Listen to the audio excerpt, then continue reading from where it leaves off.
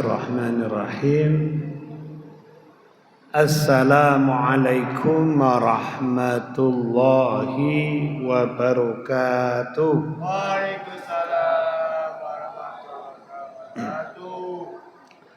Alhamdulillahi rabbil alamin alladzi anzalal Qur'an hudan linnas wa bayyinatin minal huda wal furqan. Asyhadu an la ilaha illallah wa asyhadu anna Muhammadar Rasulullah sallallahu alaihi wasallam. Bapak, Ibu, saudara-saudari, hadirin yang berbahagia pada malam yang penuh berkah ini, puji syukur kita kehadirat Allah Subhanahu wa taala yang sudah mempertemukan kita dengan bulan suci Ramadan, yang senantiasa kita berdoa minta keberkahan di bulan Rajab, Sya'ban, dan jumpakan dengan bulan Ramadan. Sekarang Allah sudah menjumpakan dengan bulan Ramadan. Tinggal kita menikmati bulan yang penuh berkah ini. Sebagaimana yang dikatakan oleh para ulama, bulan Rajab itu bulan menanam, bulan Sya'ban menyirami, memupuk dan menjaga, bulan Ramadan menuai. Jadi kita menuai keberkahan. Apa di antara keberkahan itu yang kita tuai? Pertama, berkah itu menyenangkan di hati. Berkah itu menenteramkan jiwa. Jadi di bulan Ramadan ini jangan ada yang gelisah.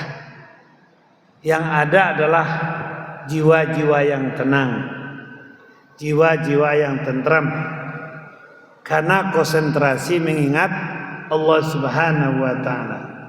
Alladzina amanu wa tatmainu qulubuhum bi dzikrillah. Ala bi dzikrillah tatmainul qulub. Orang-orang yang beriman itu hatinya selalu tenang, hatinya selalu tentram karena mengingat Allah. Dan ketahuilah bahwasanya ingat kepada Allah, hati akan tenang, hati akan tentram.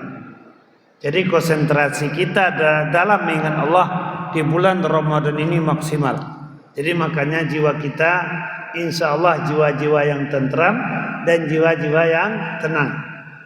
Jangan ada yang gelisah di bulan suci Ramadan. Yang kedua, tanda berkah itu apa? Kita bertambah baik. Kita semakin bersemangat berbuat kebaikan dan beramal soleh.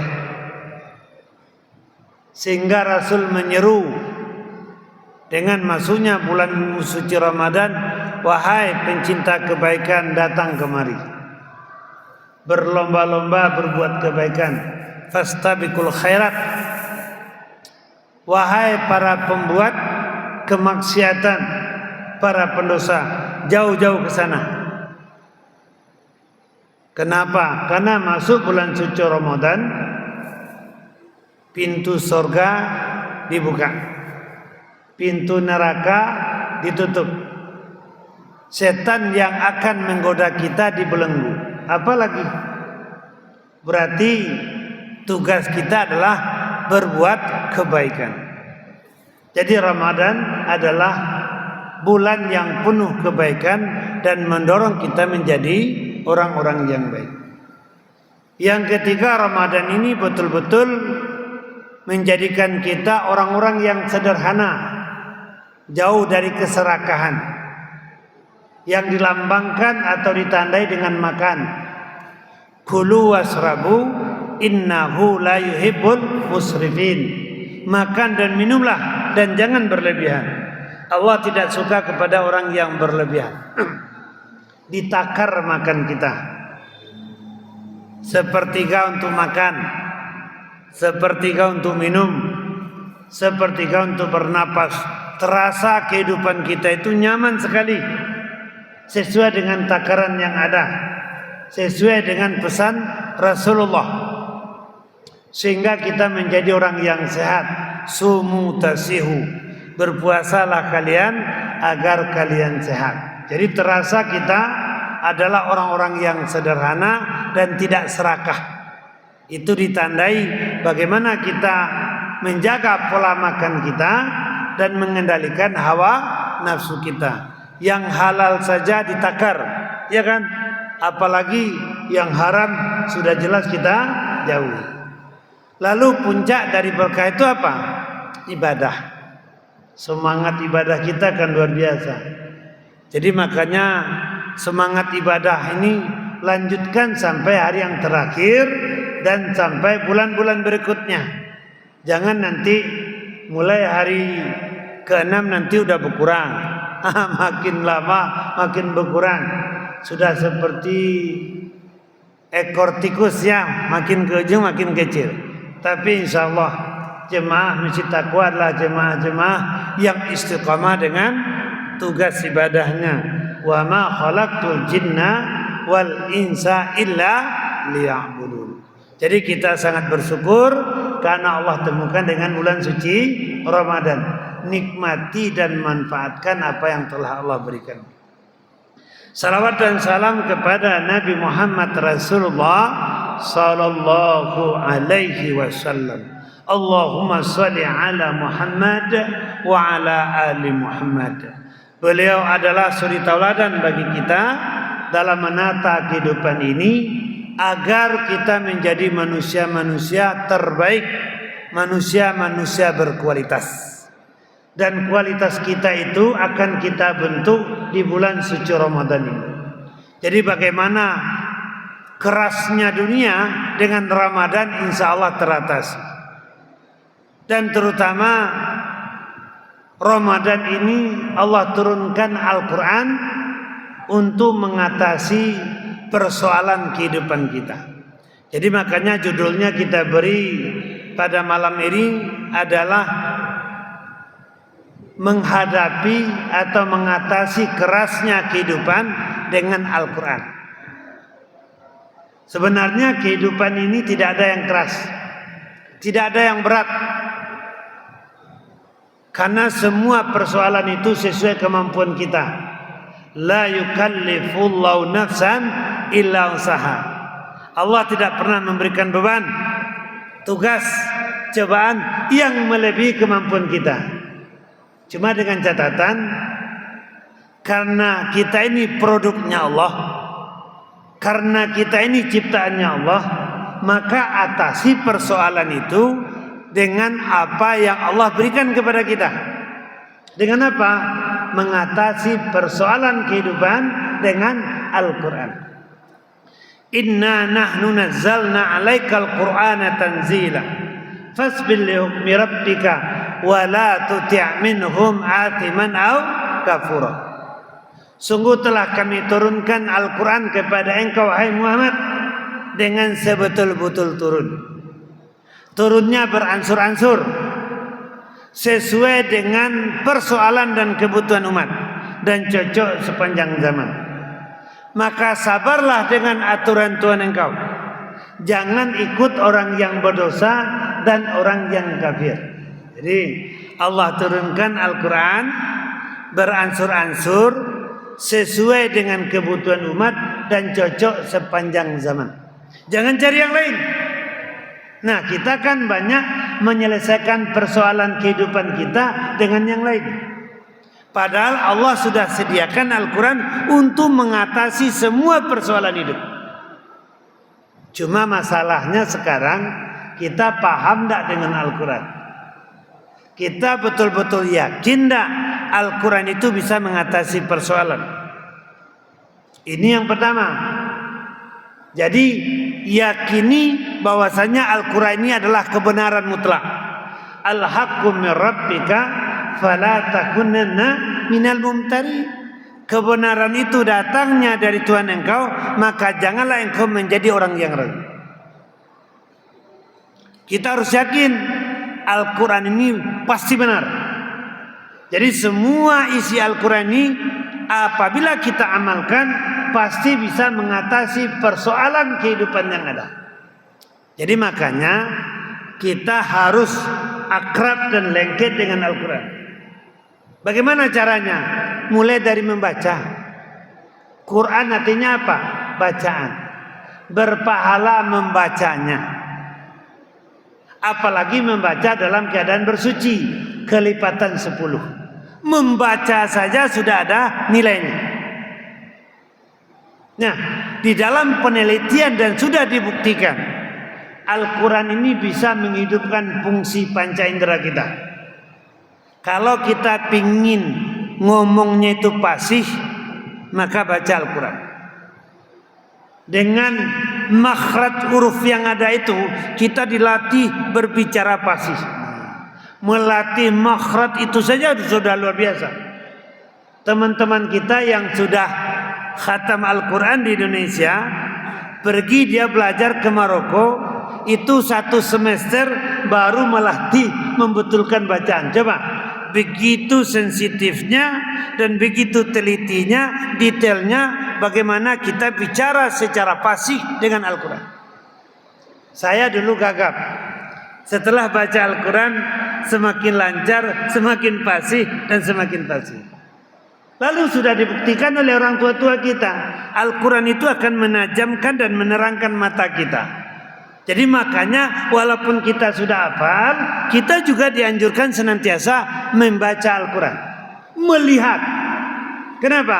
Karena mata kita akan semakin terang dan terjaga keutuhan penglihatannya. Pendengaran juga seperti itu.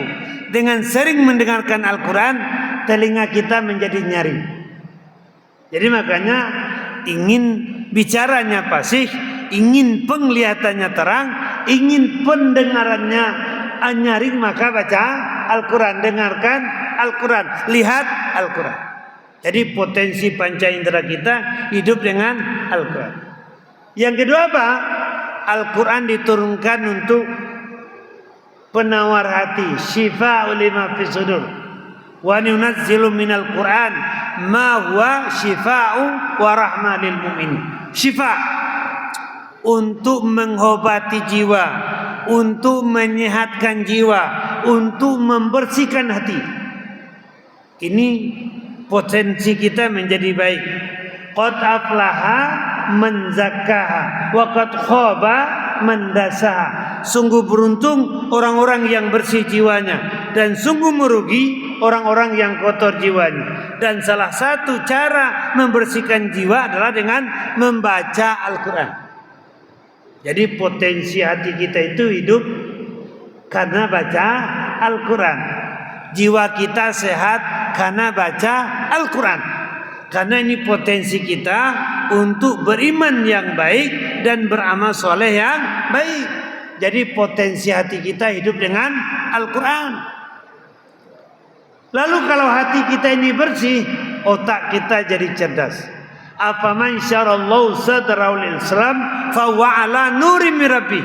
Siapa-siapa yang dibukakan Allah hatinya terhadap Islam, tandanya hatinya telah diberi cahaya oleh Tuhan.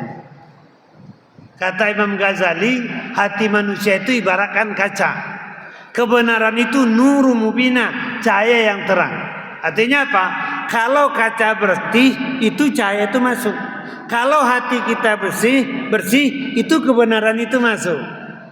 Jadi gampang kita menerima kebenaran. Jadi dengan hati yang bersih, lalu sehingga otak kita menjadi cerdas, kita gampang menerima kebenaran itu. Ibaratkan cahaya menembus kaca yang bening tadi. Jadi dengan Al-Quran ini kita menjadi cerdas dan jauh dari kepikunan. Jadi makanya setiap saat kita harus baca Al-Quran. Kalau tidak bisa 1 juz minimal dicicil. Setelah salat subuh 10 sampai 20 ayat. Salat zuhur juga seperti itu. Asar juga seperti itu. Maghrib juga, Isya juga. Sudah berapa? Sudah 100 ayat sehari. Tinggal kita merutinkan dan melatih diri kita akrab dengan Al-Quran. Dan sudah diteliti oleh para ahli, apabila kita membaca Al-Quran, jadi saluran-saluran saraf yang menyebabkan kita menjadi cerdas itu dilancarkan dengan bacaan Al-Quran. Jadi dengan Al-Quran seseorang akan menjadi cerdas dan jauh dari kepikunan. Lalu selanjutnya kita mulai belajar menerjemahkan. Setelah belajar menerjemahkan, baca tafsirnya. Oh, sangat luas sekali. Andaikan kita tidak punya ilmu yang lain, tapi kita senantiasa membaca tafsiran Al-Quran, sudah cukup isi kepala kita untuk kehidupan. Andaikan kita tidak belajar yang lain-lain, hanya Al-Quran di kepala kita, dan apa maksud Al-Quran sudah bisa untuk mengatasi persoalan kita secara baik dan benar. Jadi Al-Quran adalah guru kita. Al-Quran adalah sumber ilmu. Jadi seseorang akan cerdas dan tahu dengan persoalan kehidupan dari A sampai Z dengan Al-Quran. Cuma dalam penelitian di Indonesia, umat Islam yang 87% ini, jangankan yang paham dengan Al-Quran, yang bisa baca Al-Quran hanya 20% saja. Tidak usah jauh-jauh mengukurnya. Keluarga kita berapa? 10. Yang mau belajar Al-Quran secara baik dan mendalam berapa orang? Kadang 1 orang, kadang 2 orang. Terbukti. Cobalah, dalam keluarga kita yang mau belajar Al-Quran, yang mau tahsin, yang mau belajar tafsir berapa orang? 1 atau 2 orang. Terbukti. Ya kan? Jadi makanya kehidupan kita kacau. Kenapa? Karena kita tidak paham segala sesuatu untuk menyelesaikan persoalan.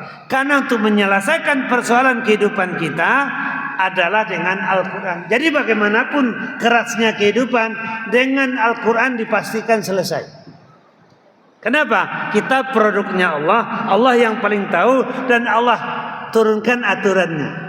Zalikal kitabu la raiba fihi hudal lil muttaqin. Jelas sekali. Inilah kitab, inilah Al-Quran yang tidak ada keraguan di dalamnya, petunjuk hidayah bagi orang yang bertakwa. Jadi makanya kita harus berilmu mendalam dengan Al-Quran. Tidak bisa tidak, harus. Jadi makanya harus rajin bergelut dengan Al-Quran.